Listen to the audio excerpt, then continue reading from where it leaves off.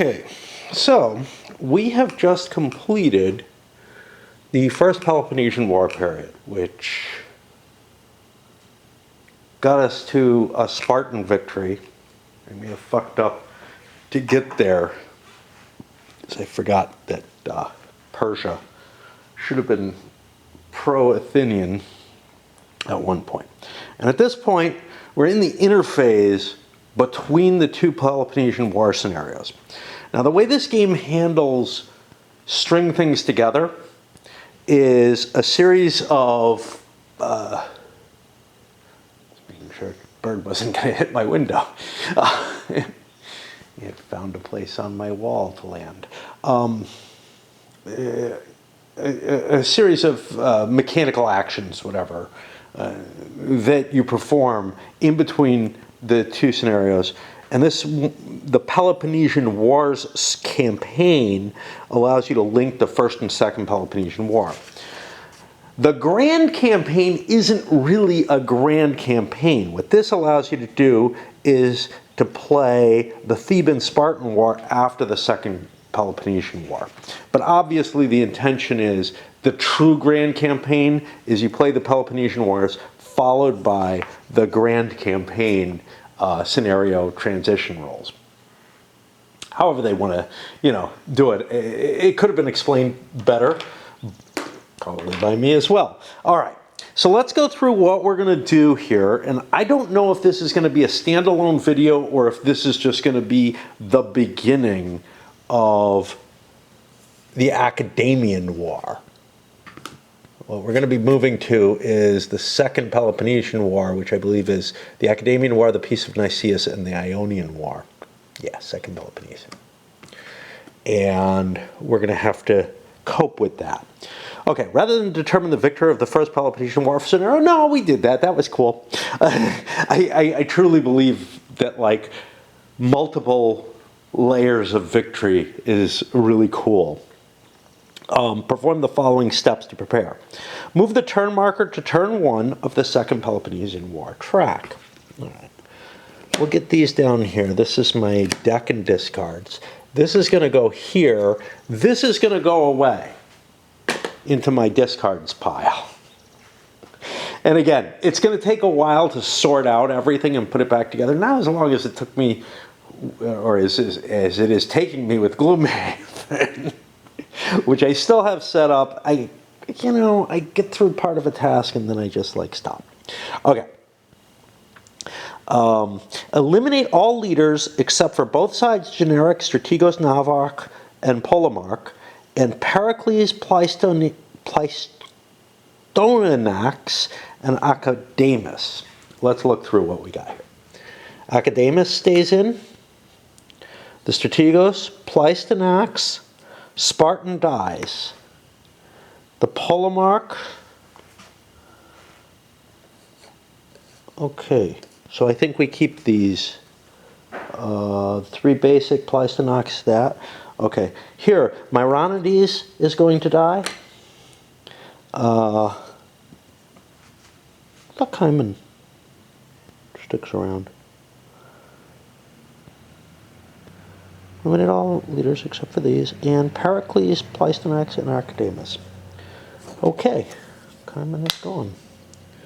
Pericles, Ptolemies, in there. So we have the 3 basics. These go into the discard pile. I'm going to have to sort this sucker out and start putting it away, so that I can put the game away properly at some point. Okay. For each pair of veteran leaders, luckily I kept them all face up and I didn't jumble them all together. For each pair of veteran leaders eliminated, there are no pairs of veterans. The only veteran that was eliminated is Ptolemies. One generic leader from the same side may remain on its veteran side or become veteran if not already. That seems to indicate to me that things become unveteran, but let's keep that in mind. Add Cleon with the Athenian ready leaders. Okay, there he is. And again, everything's kind of stacked when you get the game in the right order. Not everything. The cards are not. They may be stacked more to play the Second Peloponnesian War, which is what it suggests that you play first.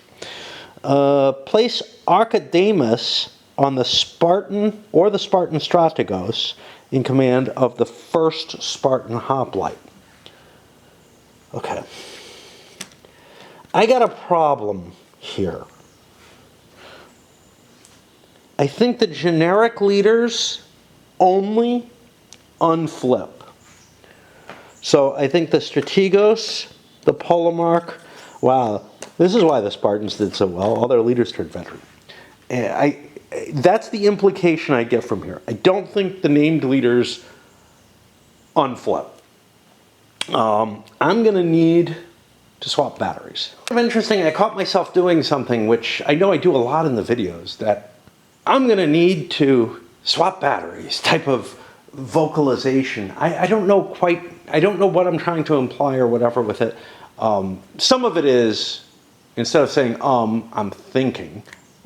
You know, instead of using as ums, whatever I might use as cover words, I'm actually just using the empty space, but I'm using it in a peculiar way that seems odd to me.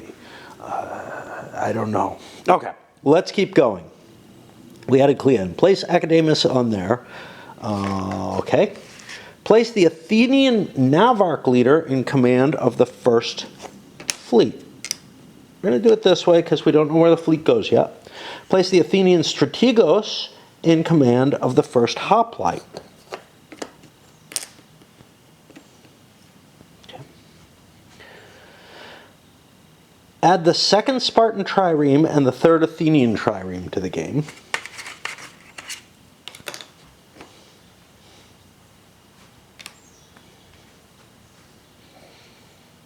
We're not going to change anything that doesn't tell us to change. So favors might stick around, whatever, depending on what happens. Move the first Spartan hoplite, the first Athenian hoplite, and first Athenian trireme to their respective spaces with leaders, indicating they are mobilized.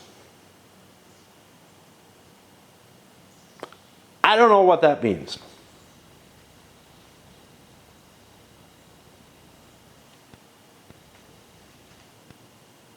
I just really don't. I think it's put them here, but it may be that they're supposed to be on the board. All spent leaders are moved to ready.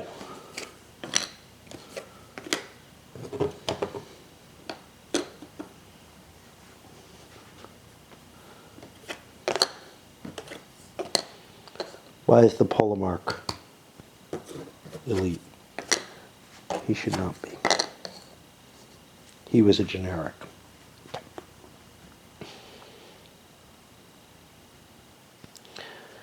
Sparta sends a greater envoy to a single Athenian-controlled metropolis or megalopolis, but not Athens. Okay? That would be here, here, here, and that's it.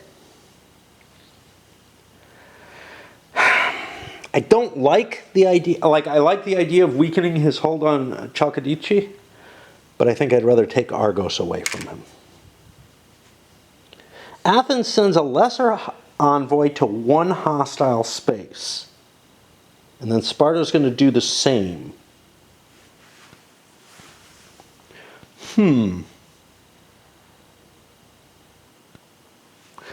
Is there something that I can take control of by doing this? Not really.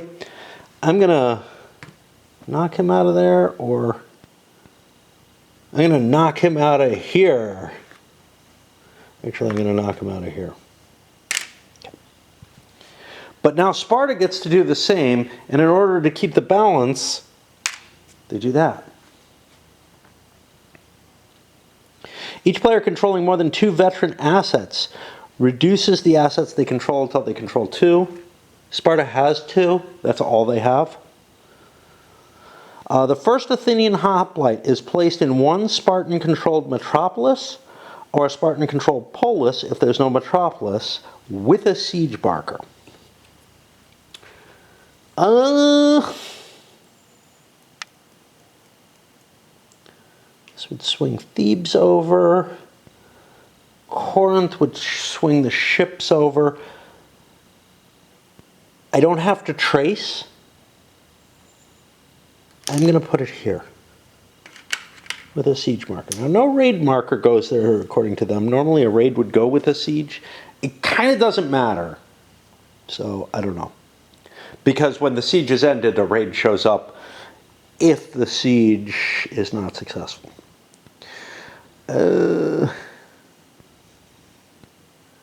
Remove all influence from all ally spaces. I think that includes the control here and here. I'm not sure. Let me stop, look at rules. It may be that these control markers are a bad idea or are not supported by the game. You just put a number of influence, but I kind of like the control discs. They tell me something. As far as I can tell, these are just a shorthand for the influence situation. So Persia's going to go back here, and we get the Persian boat and the Persian horseback. There was no reason to grab it. And Crete is going to go back here. I'm going to leave that there.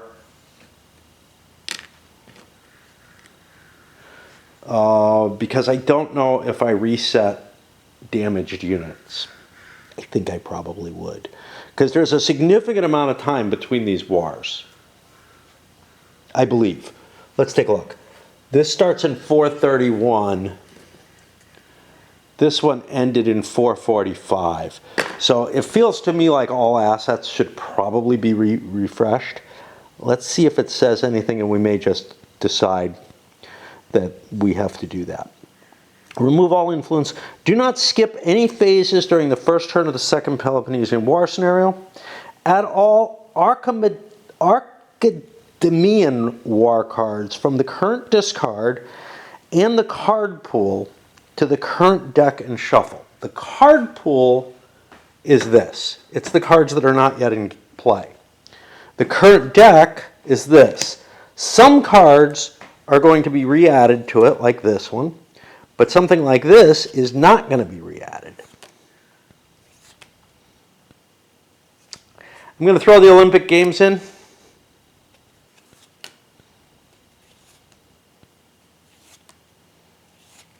So all of these would go in. These do not. Now, this is what's interesting. This is a piece of Nikeas card. This is presumably going to come back here.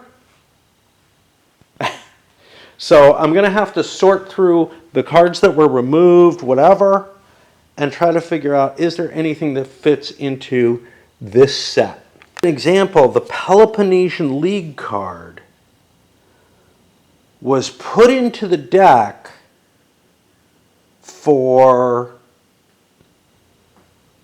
the other scenario and removed, and now what's up with it?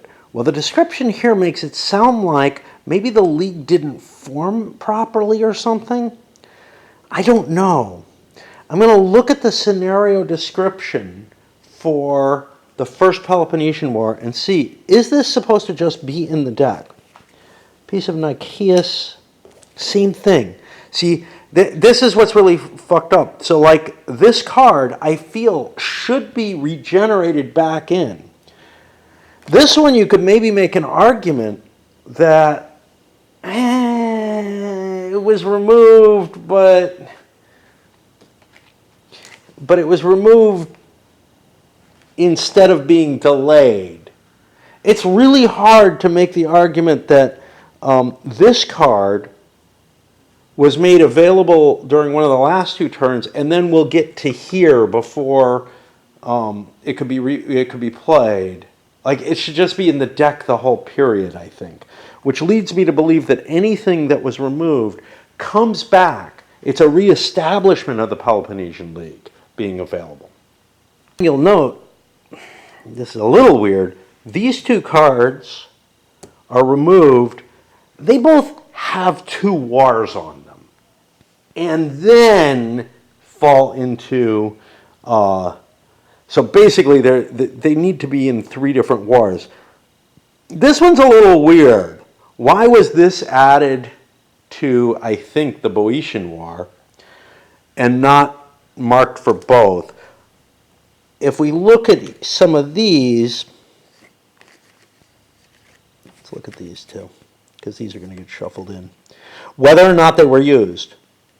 If we look at these, nothing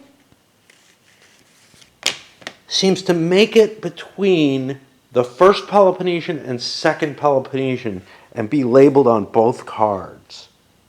Whereas, like these are going to come out unless something directs me to put them back in. But these ones that were pulled out,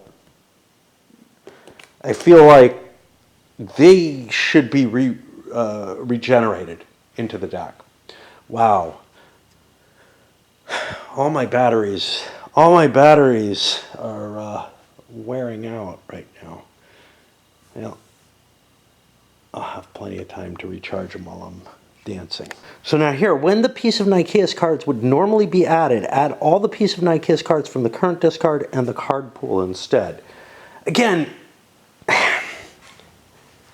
this card, fine, that's fine. Yeah, the only ones that are problematic to me are these ones that are, oh, this is Prince of Nikeas, are the ones that have a remove on them, that were used. I think they should be considered to be part of the card pool at this point. I may be wrong, but otherwise they happen too early, you know? And don't happen again. I've also set up the leaders and whatnot that are available in this scenario. The 3 decks for this scenario are there, staggered so that I can get at them. I reshuffled the battle cards. Now, if I was playing the Second Peloponnesian War, I would deal 6 cards to each player. I think that's going to happen. The other cards are put aside. It would include the cards that were removed before, so I've put them back in. Each player gets their Desperate Times marker. I've decided you have this each scenario. Again, look, it's been several years. You know, what are we looking at again? 1440 or 445 to 430. We're looking at a 15-year period. So it only makes sense to me that these countries have recovered to some extent.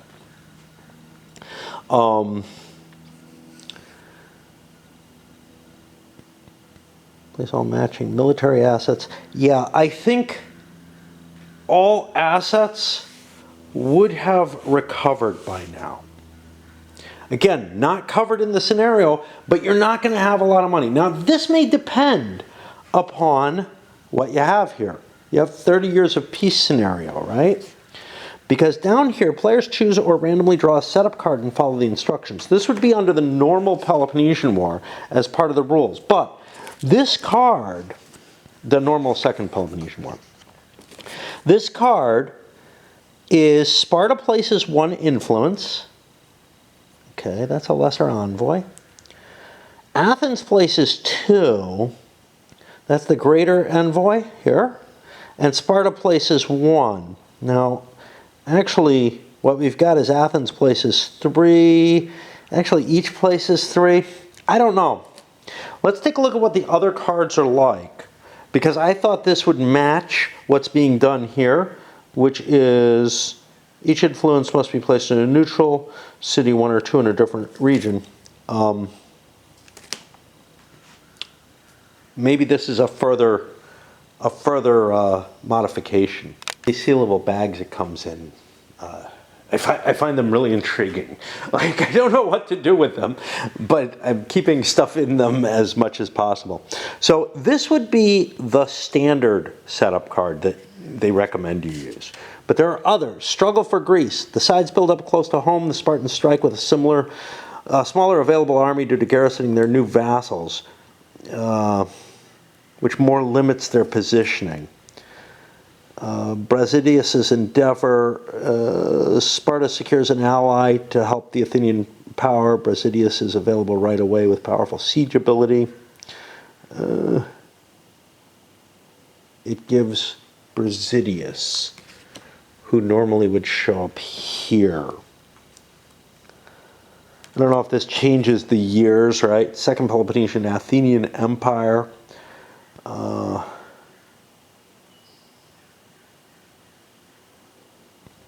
I don't know. I really don't know.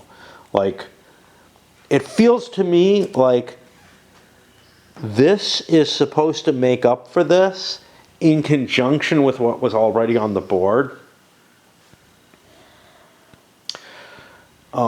I don't think it would be terrible to add a card, but I'm not going to do it this time until I learn more about, you know, how the game resolves between these. However, what I do feel like would happen, first of all, these do not flip back over. That was actually covered already. But I do think that every nation will recover, or every region will recover its card, its assets. The remaining question, the mercenaries and the Phoenicians, how do I feel about them?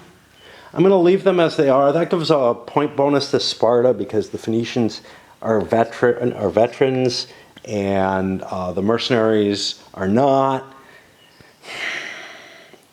Ideally, I'm not sure that they should be there yet. Now, that's going to put me to where the game would normally begin. Let's see what this says. Do not skip any phases during the first turn of the Second Peloponnesian War scenario. That's for this, as opposed to the normal setup.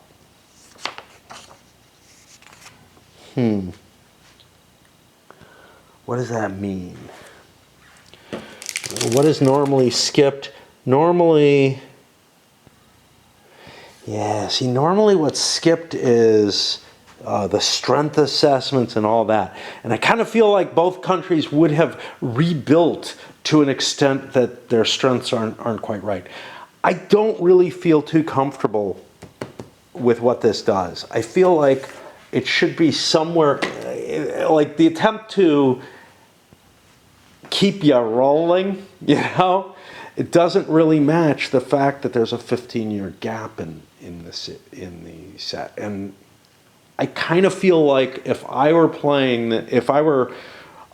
tinkering with this more than I have been, what I would do is make something that honestly allows you to remove more of these markers,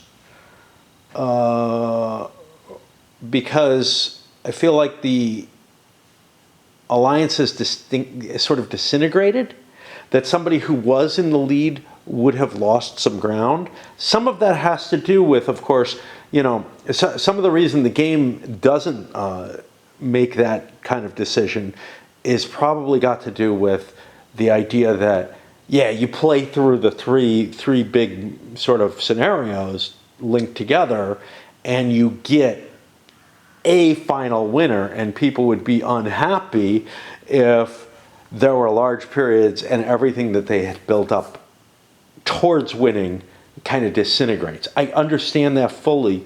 That just goes against, you know, what my principle of looking at this is look, how many of these did you win? And did you win the overall? I don't really care too much about that. But how many of them did you win? Winning 2 out of 3 seems to me to be of high advantage, but I also don't think as much should carry over as does, because a Sparta that controlled this much would end up pissing off its allies, just as Athens historically did. So, you know, basically the more power you had, the more you would lose. So I feel like I would create some sort of progressive tax on the players. I don't really want to do that, but I feel like that applies closer to how I would play the game. I would also probably, look, the Allies went away. You know what? Phoenicia and the Mercs are going away too. Screw them. It doesn't make sense for them to be on the board. But I would create something that disintegrated these alliances to a greater extent than they are. So, you know, I don't know what that would be. But I would be trying to capture more of the historical reality that happens inside that 15 years or whatever. And these cards could be a big part of it, but I feel like the game doesn't really support my way of thinking very well. So I would have to, you know, do a lot of thought that I don't want to try to shoot in the dark when the game wasn't designed that way, and I know how I'd want it designed, but I also don't know what the consequences are. But the thing that I'm kind of thinking is something along the lines of, let's see, he has, first of all, if it was a tight, close game, I feel like the scenario wouldn't end. The scenario ends because somebody kind of won, right? Now that worked fine on the scenario that I had. And it might also happen at times where, you know, a piece just happens for various reasons. But a truce, even though both sides are relatively close, neither side's really losing. But what I would be looking at is something to do with the difference between them. So this is 3, 4, 5. I mean, I could count the total pips, right? So 3, 4, 5, 6, 7, 8, 9, 10, 11, 12, right? Now the biggie is I lost these investments, right?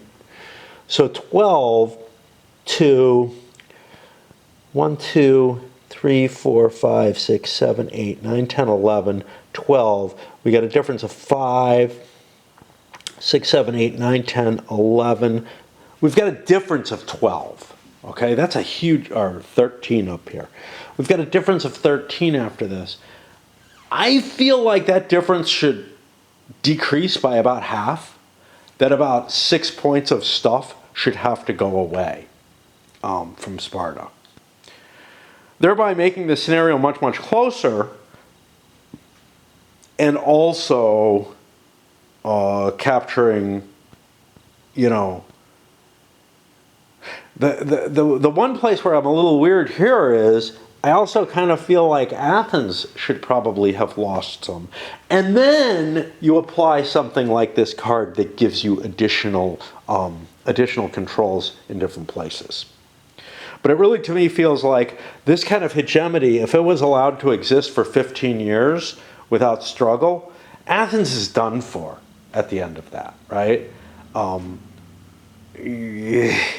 The game just doesn't capture the correct flavor of the reality of the Peloponnesian Wars in this transitioning aspect. Now, obviously, this is kind of an optional thing, right? You're not expected to play that. I feel like the actual scenarios work pretty well, but I feel like for somebody like me, there's a desire for something else. Now, that's something that I can fulfill myself.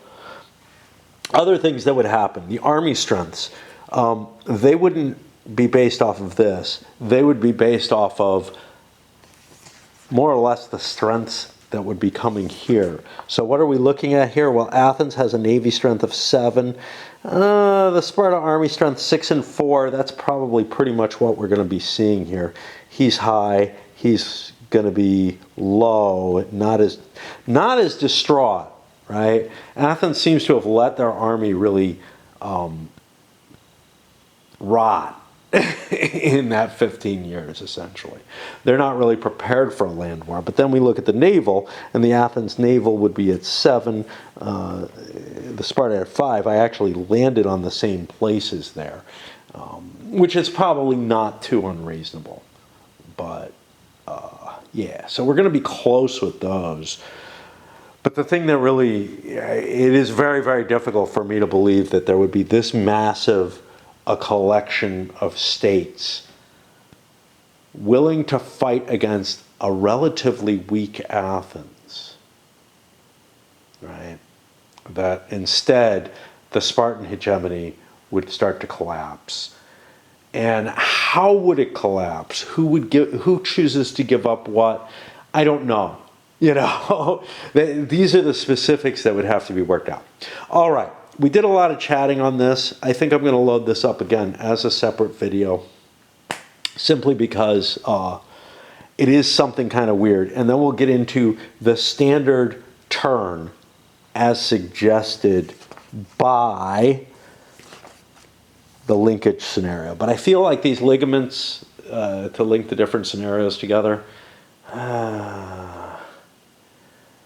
they're just not doing what I would hope. They're creating an ahistorical situation, and one that's hard to believe even, right? And that's the problem. All right.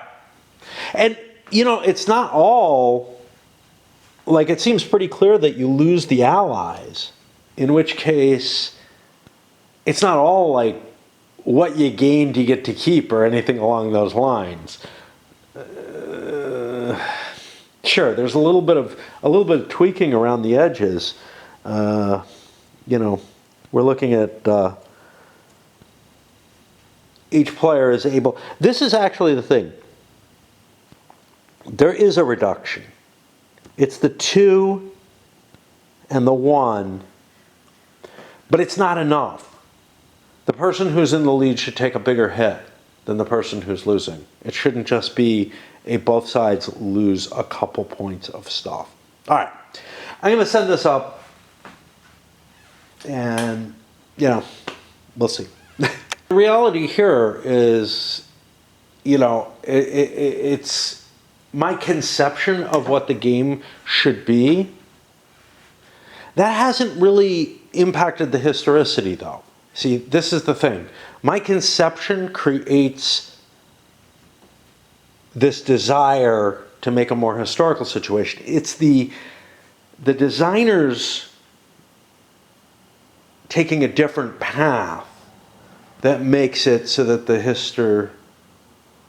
historical realities get violated, right? It's the designer's choice to make this a continually, you know, build up on your good position type of situation, where the game, first of all, can snowball out of control a little bit more, and secondly, can put you into just unbelievable situations. Like, this would be believable if the war were continuing, if Athens were being taken to a full defeat.